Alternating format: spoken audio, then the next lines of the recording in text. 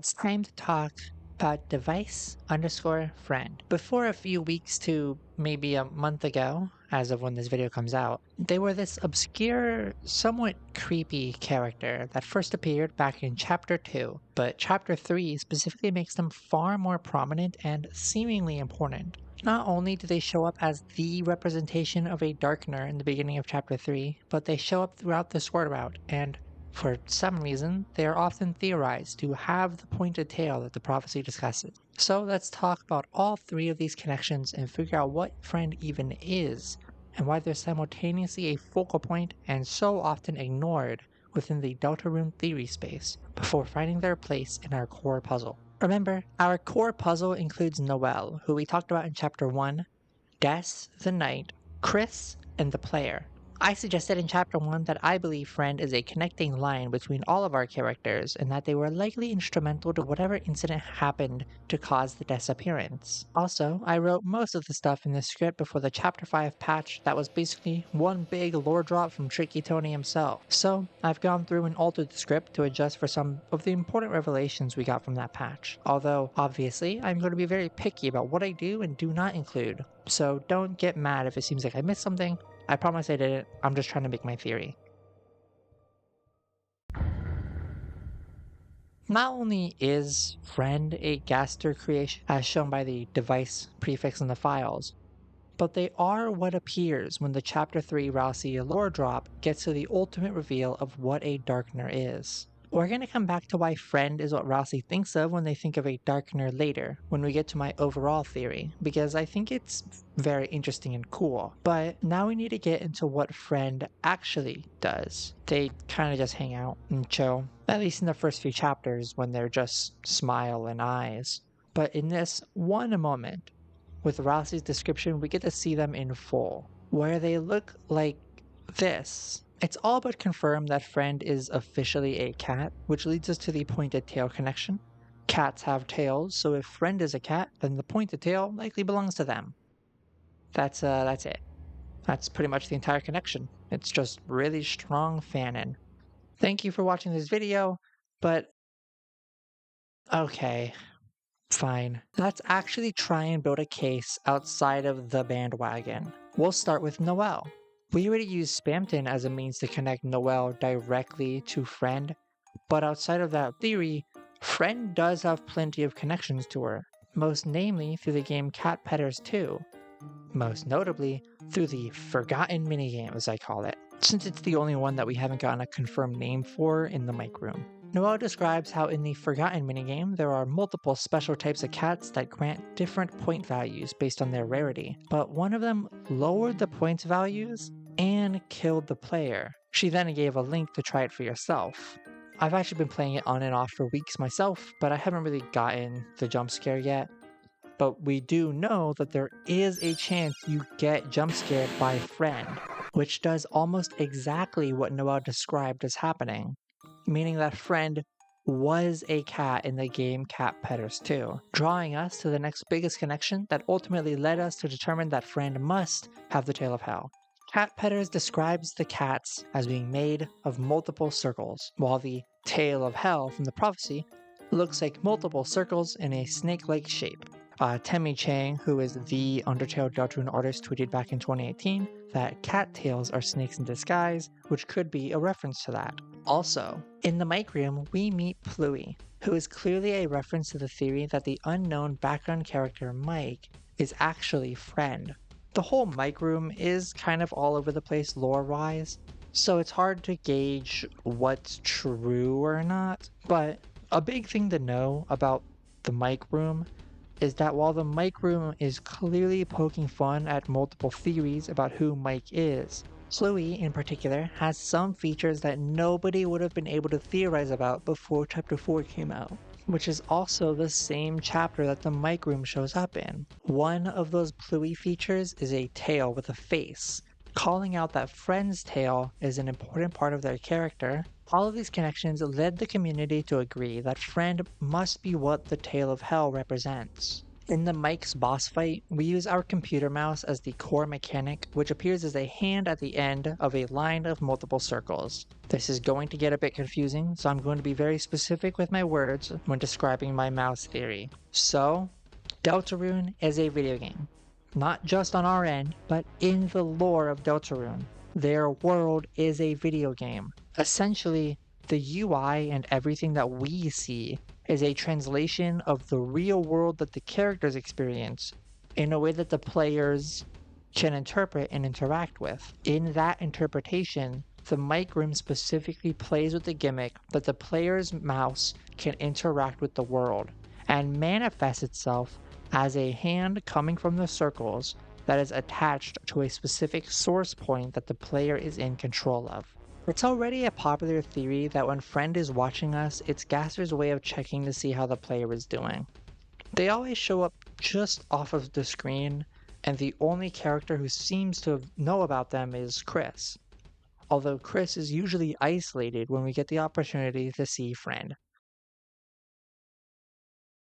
Fine, fuck. We'll talk about the chapter 5 thing.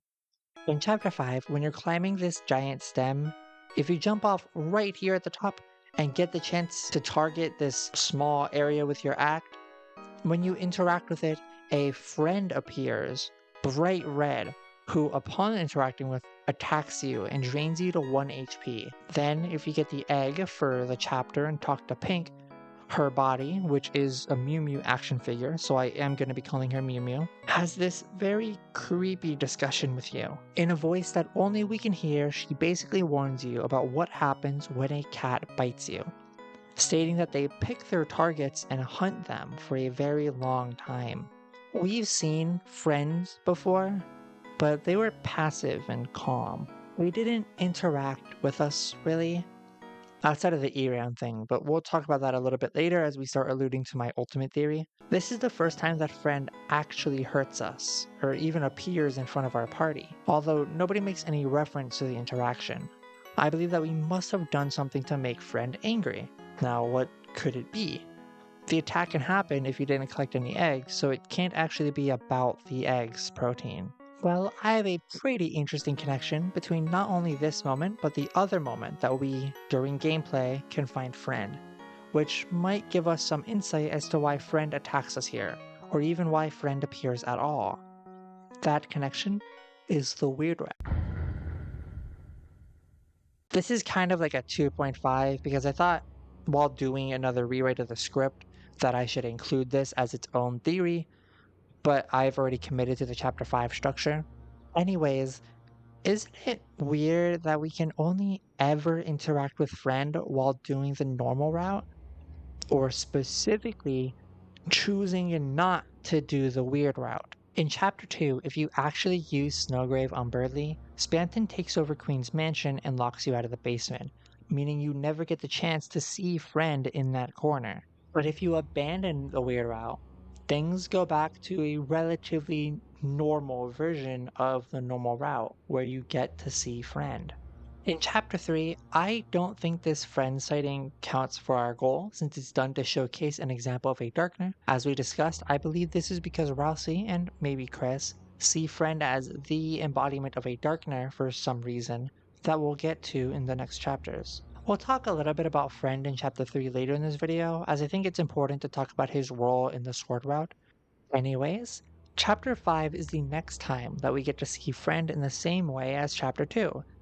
Except this time, not only is the party with us, but Friend attacks us. Given that the only way to not see Friend in the basement is to do the weird route in Chapter 2, let's investigate how the weird route in Chapter 5 interacts with this friend sighting. Joining us on the scene are our friends Chris and Noah.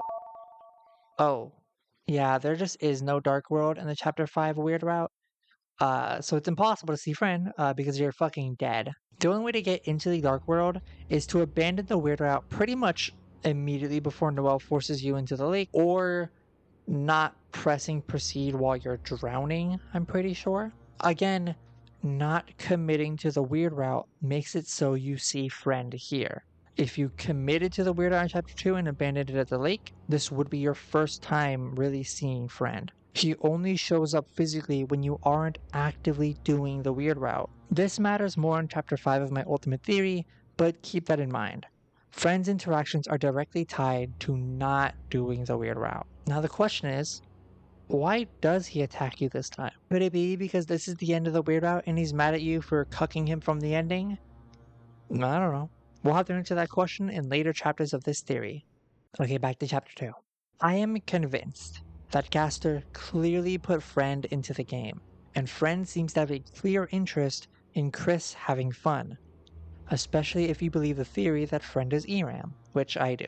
Friend being ERAM is the theory that states Friend is the one who holds the Shadow Mantle and manifests it at the beginning of the Sword Road boss fight. This is just one of 6 theories, so I won't go into too much detail, but you can listen to the segment of Cammy's pod where he talks about it yourself. Basically, we have no proof that Friend is not the one talking before the fight, since they stop talking before the black screen ends, which happens before the mantle appears. We also now know that there are multiple friends thanks to Mew Mew. I believe that the mini friends that are just the face and ears all merge to create the full body version that we see in chapter 3, since their full body is depicted very similarly to how the Endogeny amalgam, which is famously made of several dogs, appears, especially with its attacks that we see them split into individual dogs during, implying that Friend could just be splitting into those little versions for fun during the mantle fight. I really like this theory because while it does make sense and I believe has just enough evidence to make it worth supporting, the most important thing to me is that it simplifies the storyline and characters so much, which is really big considering we're entering the last act of the story and shouldn't be having so many loose character threads. ERAM seems to have a pretty close connection to Chris, even being able to know what's going on with them personally beyond the soul's influence. I think that this implies they've had a previous relationship to Chris, to a degree that they know how Chris is feeling on the inside, which by my theory means that Friend had that level of connection to Chris. Take note of that idea, it'll be important in chapter 3. Now let's talk about the Gaster in the room. With Gaster fundamentally comes the contractually required fanfiction segment of every theory. We know literally nothing about him at all ever, so it's always made up bullshit. So just trust me about this. If I'm right, it'll be so awesome. Now, I obviously mentioned that it's pretty established that they created Friend in some way, given that the labels for Friend are known as a device or an image. The image is how the game interprets Friend to us through the game's UI and is made by Gaster, and the device, also made by Gaster, is, well, it's what allows Friend to interact with our world. It's a tool for Friend's use. It's important to remember that Gaster was the head royal scientist in Undertale, the royal scientist of a kingdom dedicated to gathering enough soul power to break the barrier and escape back out into the human world. Whatever experiment Gaster fell into likely was one that was connected to that ultimate goal. The goal of creating a fake soul strong enough to allow the monsters to escape without needing to prey for or on another human first. I believe that the whole Goner Maker sequence is Gaster trying to create a vessel for which he can enter and explore the world of Deltarune through the lens of a synthetic human. I think that is what his involvement in Deltarune is. A test to see if the power of a synthetic human soul can be as powerful as the original thing. So, Gaster, with his newfound multi-dimensional powers, created a soul through the same determination and viewing process that created the amalgamates, including Endogeny. This time, the process created a cat, which Gaster is apparently very fond of. That cat is Friend, a separate living being that Gaster is able to influence, is able to control. So the process of making a vessel is for Friend. It's a body for them to inhabit and test the extent of their power as a soul, equally as powerful as that of a human, while being under Gaster's control.